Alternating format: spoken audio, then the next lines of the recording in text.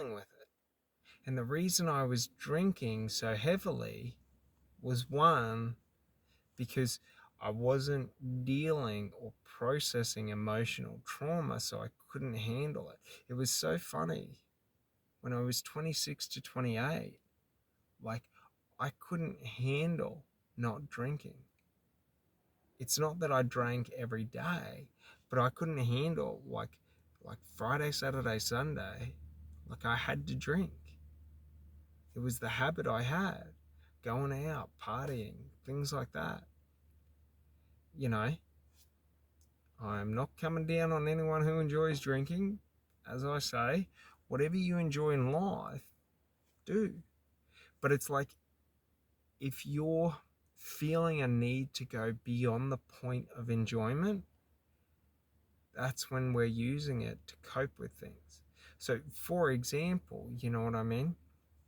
If I'm eating foods that negatively affect me, in terms of, eating, for me, was dairy products, because it would make me feel so sick and bloated and exhausted and lethargic and all of that. And it's like if I'm eating these foods and they make me feel negative and unable to perform, well, that's not really healthy, because the food should fuel me for whatever period of time I need. You know what I mean? Like, if I'm smoking cigarettes and nicotine, using nicotine to try and lower my stress to the point where, like, you're getting chest infections. Like, like I sometimes smoke to the point where my mouth, right, like, my lips feel like they've physically been burnt from the amount of cigarettes. Like, my tongue will sort of, I don't know what happens to it, but essentially, like, I get ulcers in my mouth because I smoke that much. Like, that's a negative thing. Like, if I'm smoking to the point where my throat is like so raspy and sore, like, that's not a good thing. And that's the funny thing, is that when our behaviors our behaviors in seeking these biochemical responses become to a point where we're destroying our quality of life, well, that's not such a good thing, as I've found. But it's sort of like, that's one of the funny things. So, we can use our language, we can use our beliefs, our emotions to affect our biochemical responses. We can use breath work. So an easy one I learned from Andrew Huberman is the 2-second inhale, 1-second exhale. So, and you do that about 40 times, 20 to 40 times. I don't remember exactly how much, but you'll know the feeling when you do it. But basically, in the back of your head, you'll start to feel adrenaline being released. And this is a way that we can get into a higher state of consciousness. Not so much of consciousness, but where we can start to alter the biochemical responses.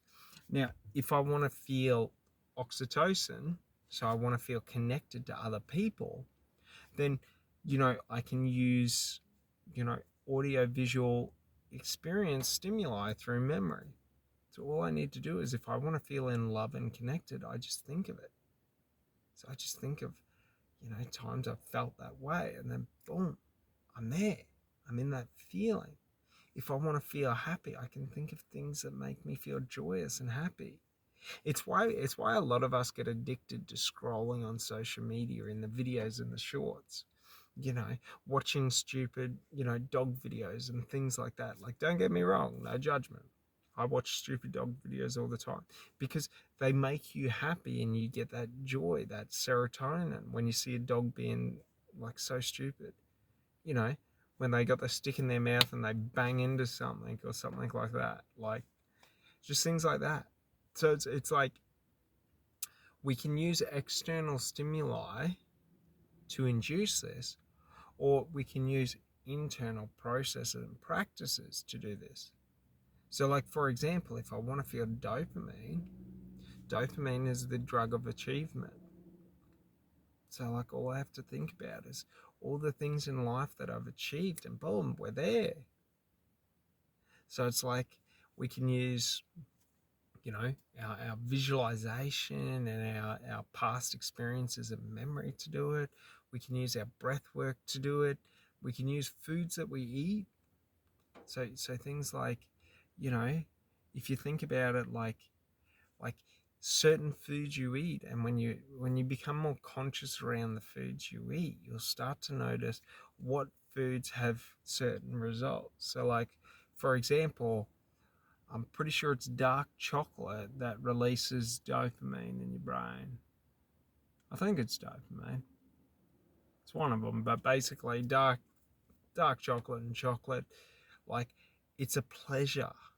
Like, that's the same as sort of the drugs. Like it's the pleasure center that we're trying to activate.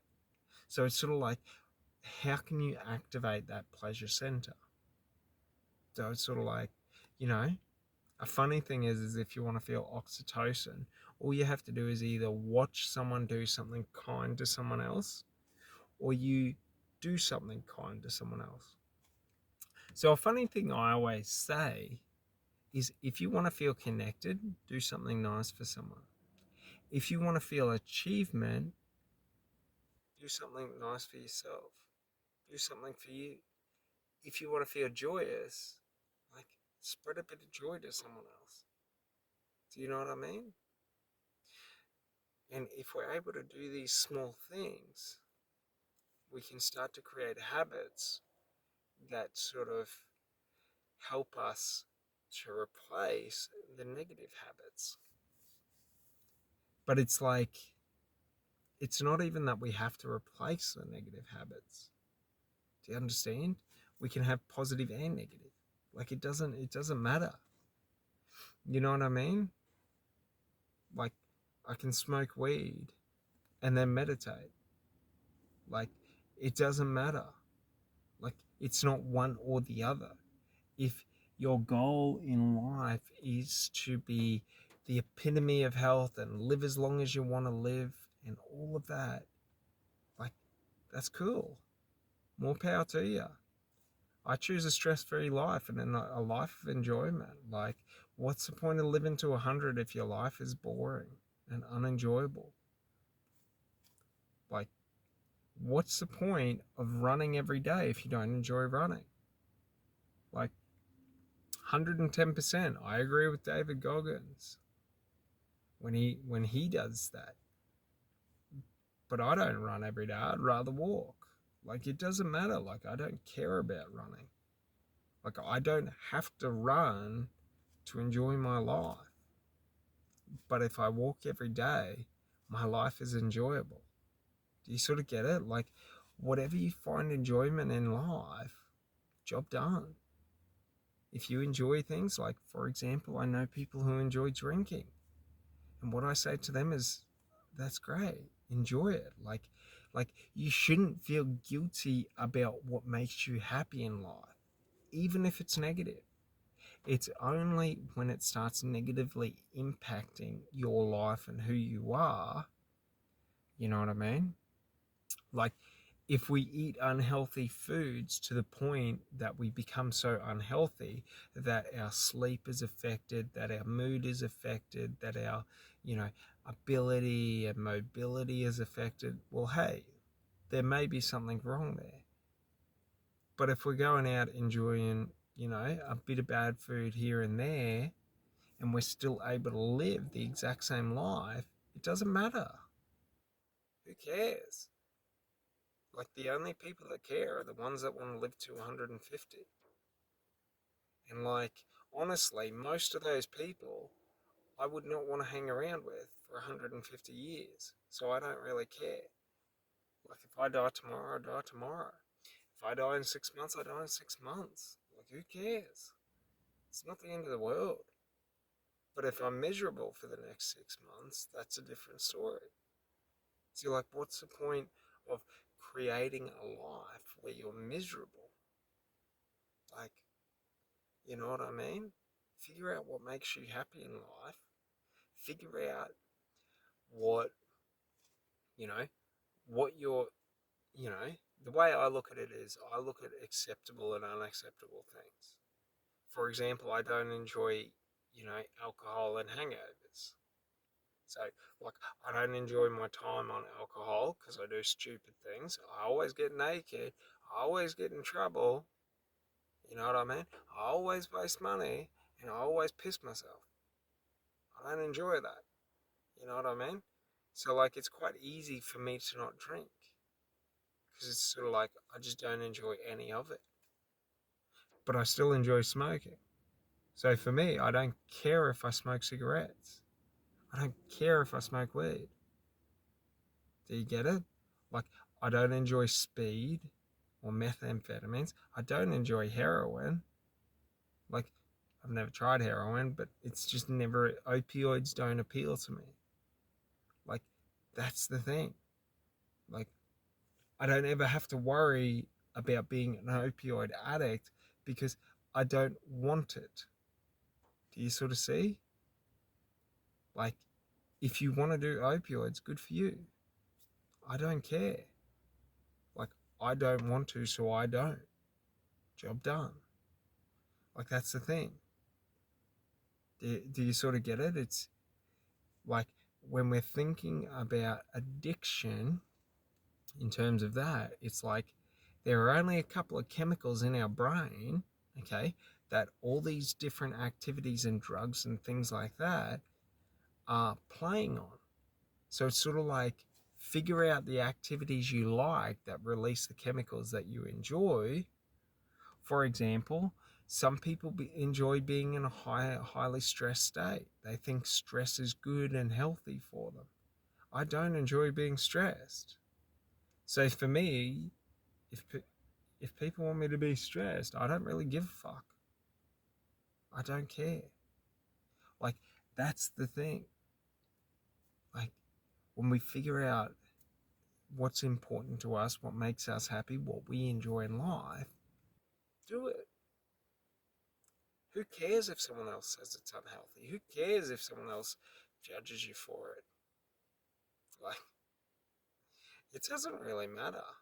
Because the funny thing is, they do the exact same thing just with different things. Like, so many of these health nuts that are out there, I don't drink, I don't smoke, I don't do this, I don't do that. Like, majority of them are addicted to something because everyone's addicted to everything. They might be addicted to coffee. They might be addicted to dairy, animal products. They might be addicted to, you know, different things. Like, who knows? Like, other people don't really matter. Like, it's sort of like what matters to you in terms of how do you want to live your life day to day? You know, what sort of quality do you want in life in terms of if you don't enjoy coughing, I would suggest don't smoke cigarettes.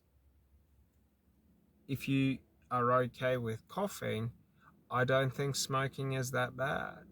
But you will get cancer. Like, it's not a if or a must. Like, it's a type 1 carcinogen. Like, it's a direct link to cancer. My whole thing is just don't lie to yourself. That's the idiotic thing. You know what I mean? Like, I smoke a cigarette. Like, I know it gives you cancer. Like, every cigarette gives you cancer. But it's sort of like, who cares? Do you get it? Like, it doesn't matter. Don't lie to yourself about the things that you do. If you enjoy doing things that are bad for you, enjoy doing things that are bad for you. Just don't harm other people and don't push it down other people's throats. You know what I mean? Like, for example, you wouldn't go up and sit next to someone at a very close distance and then smoke a cigarette.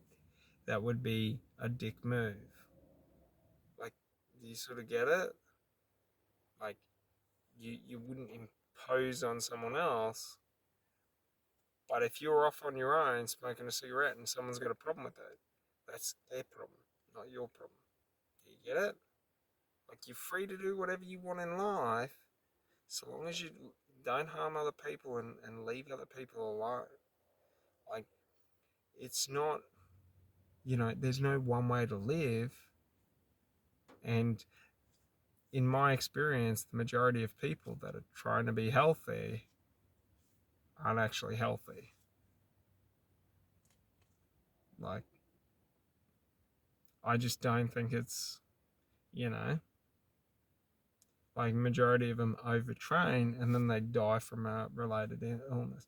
Like, for example, take David Goggins. Like, he pushes himself to the extreme and physically destroys his body in the process, for example, running on broken legs. Like, I don't think that's healthy. You know what I mean? Like, don't get me wrong. Like, he does it to prove to himself that he can do whatever he needs to do or whatever he has to do to get whatever he wants. But it's like, I don't really feel like going out and breaking my legs and then running. Like, I don't see the enjoyment in that. Do you know what I mean? Like, I used to see the enjoyment in it, but these days I don't really, because I've had so many experiences running with torn calf muscles, you know, running with knee problems, you know. Like, for example, when I did solar installations with a mate for, 6 months or so, I was afraid to turn around and climb down the ladder from a one-story house. So instead of climbing down the ladder, I decided it was easier to jump off the roof. And I fractured my foot. But it's like, you know, because I made the decision to jump off the roof and I fractured my foot, I don't really get to complain about the pain. So I worked for the next however long, I think it was about 3 months it took until it healed, every day on a fractured foot, doing manual work, lifting, carrying, running around. Do you sort of get it? Like, it's not so much that I don't enjoy running around on broken feet, but it's like, I just don't see the point of intentionally doing it. You know what I mean? So it's sort of, the moral of the story is, in life, enjoy your life, love your life, get yourself to a point where you control your internal states, your biochemical responses. And just know this, it's through your thoughts, your beliefs, the narratives you tell yourself, the meaning you give to everything, the different substances, foods, external stimuli that we can use to change our emotional states. Like, we don't want to do anything to the point of being unhealthy. But it's like, if, for example, you enjoy the feeling of being in love, right? Then you always want to be in love with someone, right? So it's like, if you want to date people to get that sensation of love, go for gold. Doesn't matter. Like, who cares? It it doesn't really matter in life. Like however you want to control your biochemical responses in your mind, just understand that everything we do influences biochemical responses. So it's not like I smoke cannabis and the cannabis is what makes me high. It doesn't. It's the biochemical responses in my brain that make me high, right? Like, it's not that I go out and being in love makes me feel high on love. No, it's the biochemical responses I've associated to love that make me high on love. Like, does it make sense? Like, granted, a lot of these are sort of like they are evolutionary traits, because like serotonin, dopamine, oxytocin, like they all have purposes in the, like, not our anatomy, but in our society or cultural sort of need. So, like, for example, we need oxytocin to feel connected to each other. Otherwise, why wouldn't I kill you and your family? Like, you're a threat to me. Do you sort of get it? Like, oxytocin is what we use so that we're able to integrate and be in communities without just being a bunch of savage psychopaths like animals. You know what I mean? Like, look at any animals. Like, they're crazy. Like, one male will be with a female, and if another male comes in and he wants to be with that female, he'll kill that male and then the pups or the babies. Like, and then he'll be with the female. And it's sort of like, you know what I mean? Like, they're crazy. And that's sort of how we would be if we didn't have these different chemicals. Like, we need dopamine so that we are incentivized and motivated to go and do things. Like, we need serotonin because the happier we are, the less aggressive we are. You know what I mean? The more docile we are. Have you ever noticed that, like, happy people rarely ever start fights? It's usually upset and angry people. Like, you never really see someone having the time of their life, just absolutely joyous, just going, yeah, let's fuck this cunt up. You know what I mean? It's always the miserable people that are unhappy that are doing it. So it's very important. But all right, this is where I'm going to leave it. You guys have an amazing day, and I'll talk to you later. Bye.